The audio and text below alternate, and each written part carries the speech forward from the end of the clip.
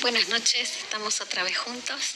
Qué bueno y qué buen tiempo y qué buena oportunidad para compartir la palabra, ¿no? Y que juntos así podamos crecer y que el Señor nos ministre. Quiero compartir un par de versículos en el libro de Deuteronomio, capítulo 1. Desde el versículo 29 hasta el 31. Deuteronomio capítulo 1, desde el versículo 29 dice: Entonces les respondí, no se asusten ni les tengan miedo. El Señor su Dios marcha al frente y peleará por ustedes, como vieron que lo hizo en Egipto y en el desierto.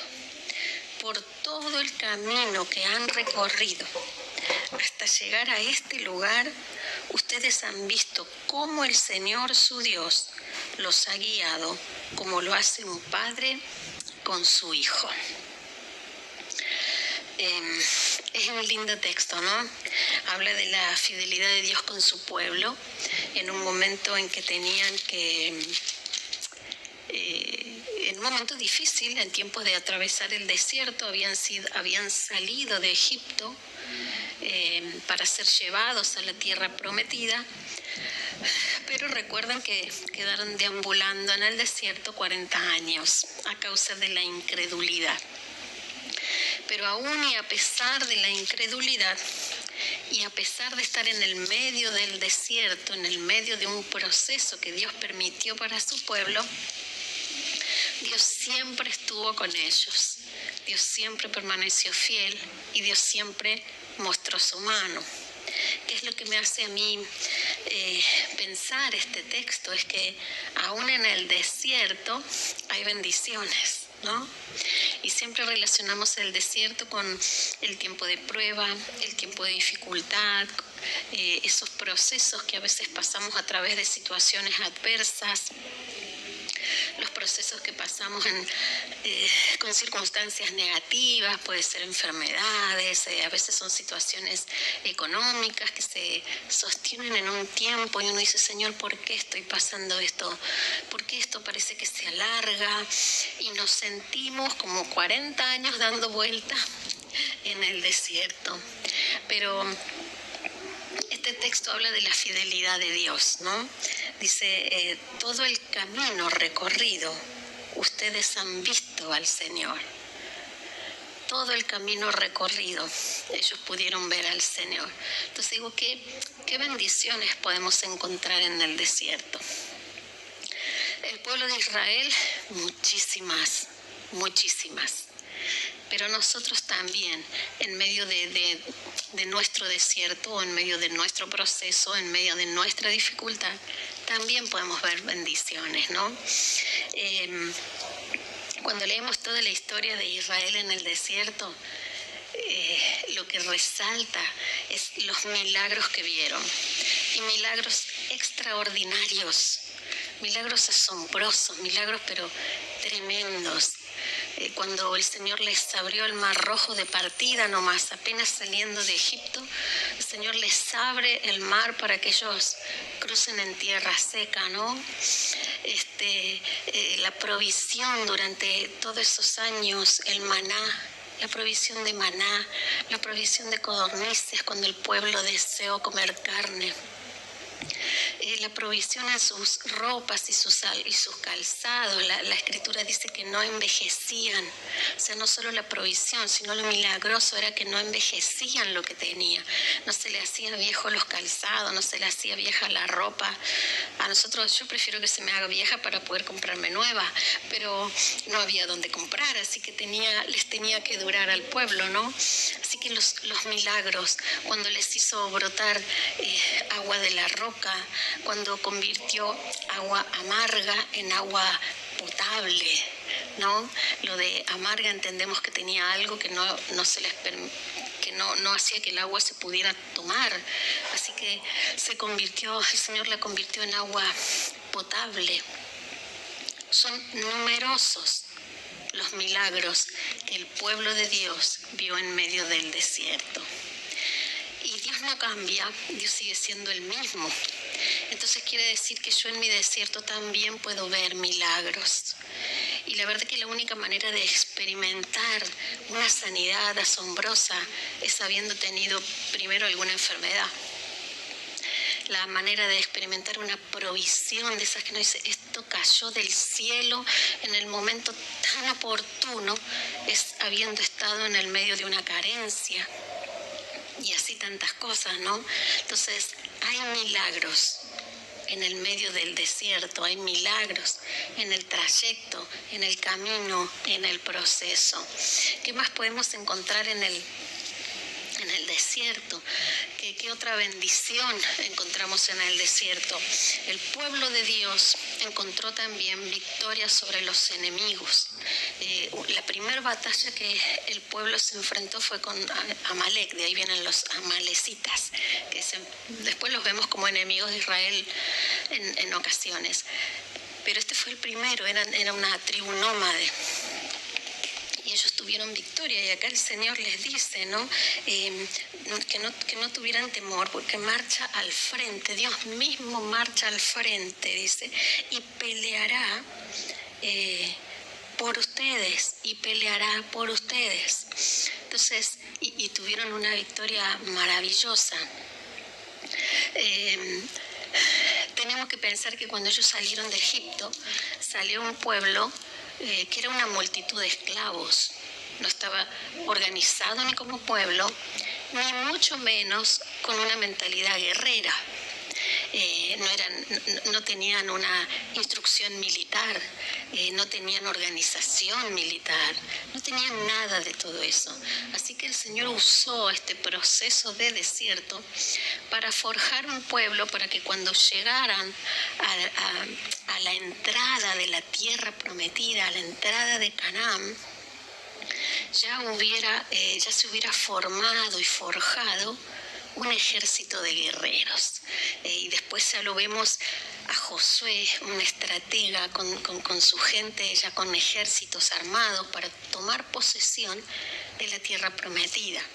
Así que Dios usó el proceso del desierto, no solo para darles victoria y que el pueblo viera cómo Dios peleaba por ellos, sino también para formarlos como un pueblo guerrero, como un pueblo, levantar un ejército, que fueran instruidos para la batalla, que tuvieran formación para la guerra.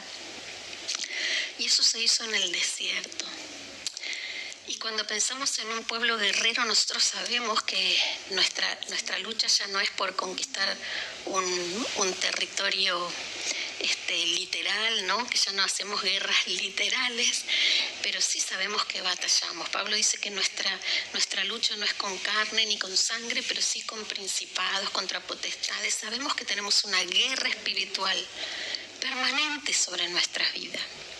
Y que cuando pasamos estos tiempos de dificultad, hemos aprendido a guerrear, hemos aprendido a batallar en oración, hemos sido formados para seguir creyendo a pesar de lo que estamos atravesando.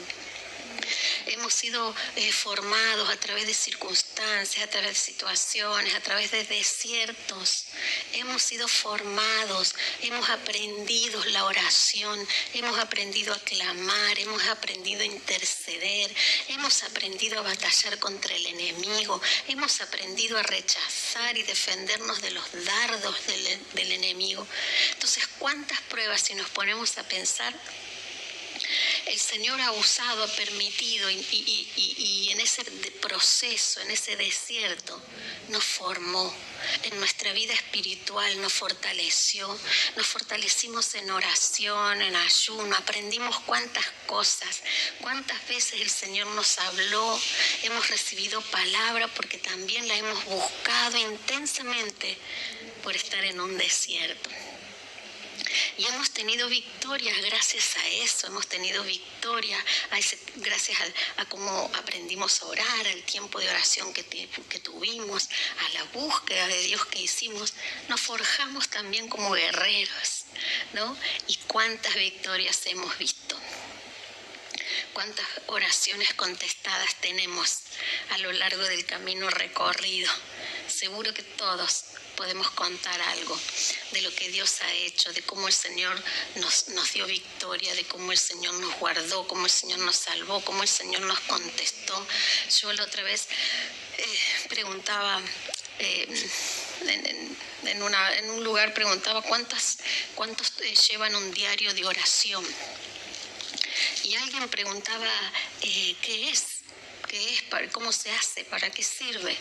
Bueno, normalmente un diario de oración es un registro, ¿no?, de las oraciones, las peticiones que hacemos a Dios con fecha, pero también registramos con fecha cuando Él nos responde, ¿no? Y queda un testimonio de las veces que hemos pedido y las veces que Dios contestó. Yo sé que muchos podríamos contar y decir, en medio de esta prueba, Dios fue tan fiel y nos dio la victoria. Así que en el medio del desierto tenemos milagros y también en el medio del desierto tenemos victorias, ¿no? Algo más que encontramos en el trajinar del pueblo de Israel en el desierto es que aprendieron a levantar altares. Una de las primeras veces que se menciona es cuando lo hace Abraham, que levanta un altar. Pero después, en el tiempo de esclavitud en Egipto, no tenemos registro de que ellos hayan levantado altares. La Escritura por lo menos no lo menciona, así que no lo sabemos. Y es muy probable que quizás no, porque quizás no tuvieron la libertad para hacerlo.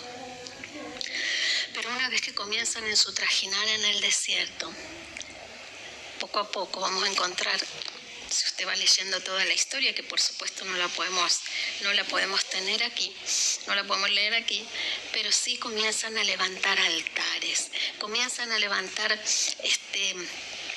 piedras testimoniales. Y esto es bueno, ¿sabe qué? En dos cosas. Bueno, el altar siempre representa el lugar de encuentro con Dios, ¿no? El lugar donde ese tiempo y ese lugar que uno dedica a buscar al Señor. Pero también nos encontramos que aunque son testimonios, los altares son testimonios. Cada vez que el pueblo tenía una victoria o cuando cruzaron el Jordán y en diferentes situaciones, luego decía, bueno, busquen 12 piedras y déjenlas allí, levanten un testimonial. ¿Y para qué servía? Bueno, no solo para recordar lo que Dios hizo, sino para que otros supieran lo que Dios hizo. Cuando sus hijos preguntaban, ¿por qué está ese altar? ¿Por qué está esa piedra? ¿Por qué se levantó eso? Serían como monumentos para nosotros ahora. Entonces los padres tenían la ocasión de contarle a los hijos, decir, esas piedras están ahí porque cuando cruzaron el río, Dios hizo un milagro y Dios intervino y eso quedó para recuerdo, para que nunca nos olvidemos. Qué lindo es contar las historias de cómo Dios hizo cosas maravillosas. Qué lindo es poder transmitirle a las generaciones que siguen los testimonios que tenemos. Qué bueno es que nuestros hijos sepan cómo llegamos al Señor, por qué somos cristianos, cómo le conocimos. ¿Lo saben sus hijos? ¿Saben qué milagros fueron determinantes en sus vidas que hicieron que sus vidas tomaran otro rumbo? Nuestros hijos saben las veces que Dios nos defendió, que Dios nos guardó, que Dios nos sanó. Los nietos, qué lindo contarle las historias a los nietos, testimoniales. Y eso aprendió a hacer el pueblo de Dios, a levantar altares y testimonios para que las generaciones siguientes no se olvidaran de lo que Dios había hecho.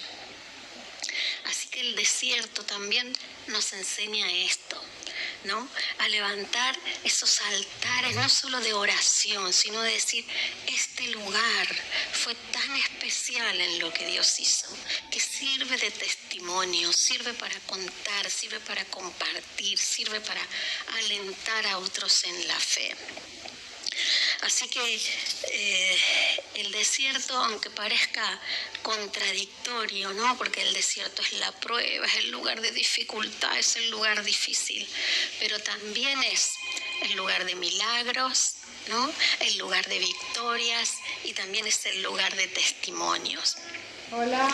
El texto que leímos para mí es tan especial y este es el centro al que quiero llegar, porque dice en el versículo 31, dice: y en el desierto, por todo el camino que han recorrido hasta llegar a este lugar, ustedes han visto cómo el Señor su Dios los ha guiado, como lo hace un padre con su hijo.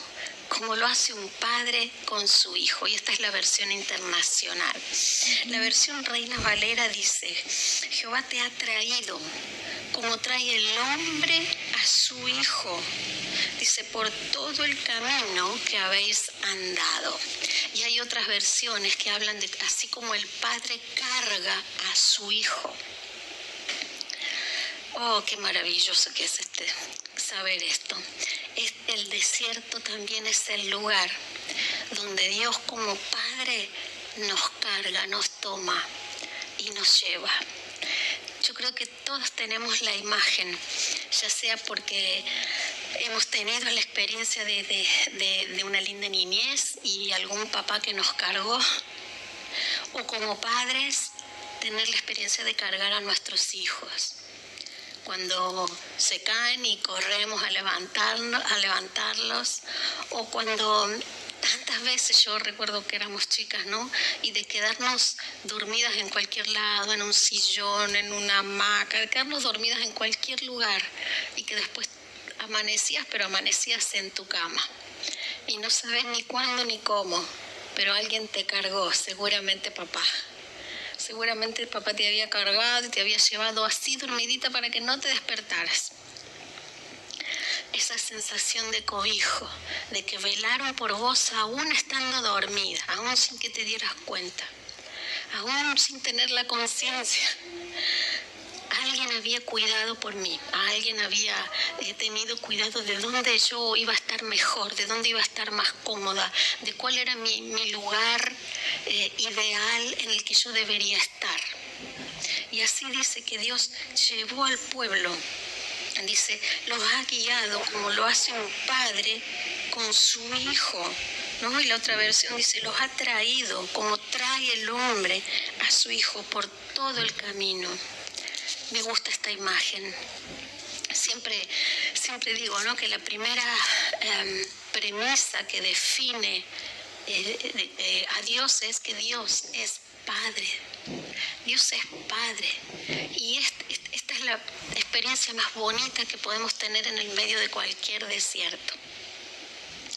De ese Padre que nos cobija, que nos guarda, que nos cuida, que nos levanta, nos alza para llevarnos a un mejor lugar.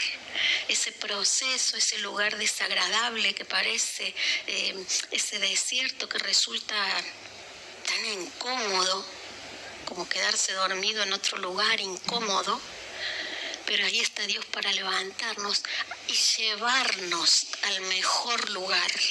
Y llevarnos al mejor lugar. El proceso o el desierto no es sin propósito, no es un despropósito, no es un error, no es un descuido. Allí estaba el Padre para guiarnos en nuestro camino y para llevarnos a un mejor lugar, y que cuando de pronto miramos decimos, ¿de dónde me sacó el Señor? Y mira hasta dónde me trajo. Mira cómo era y mira cómo el Señor me ha transformado. Mira todo lo que aprendí en este camino. Mira todo lo que ha transformado y lo que he aprendido, lo que el Padre me enseñó en este proceso. Me parece precioso, ¿no? Así que en el desierto tenemos milagros. En el desierto tenemos victorias de guerreros, hemos aprendido a guerrear. En el desierto tenemos altares y testimonios, pero por sobre todas las cosas tenemos la experiencia de saber que el Padre nos cuida, nos está cuidando, aun cuando estuviéramos dormidos, nos está cuidando, nos está guiando y nos está llevando a un mejor lugar, a un mejor lugar. Y yo quiero que te quede esto en el corazón en esta noche, que aún en el momento más difícil, aún en ese desierto más árido, incómodo, yo no me quiero ni imaginar yo en un desierto literal. No me gusta ni la playa porque la arena, el sol, un desierto es terrible. Y aún con todo lo incómodo que puede ser, pensar que en ese lugar y en ese proceso Dios tiene preparadas bendiciones y que te está llevando a un lugar mejor.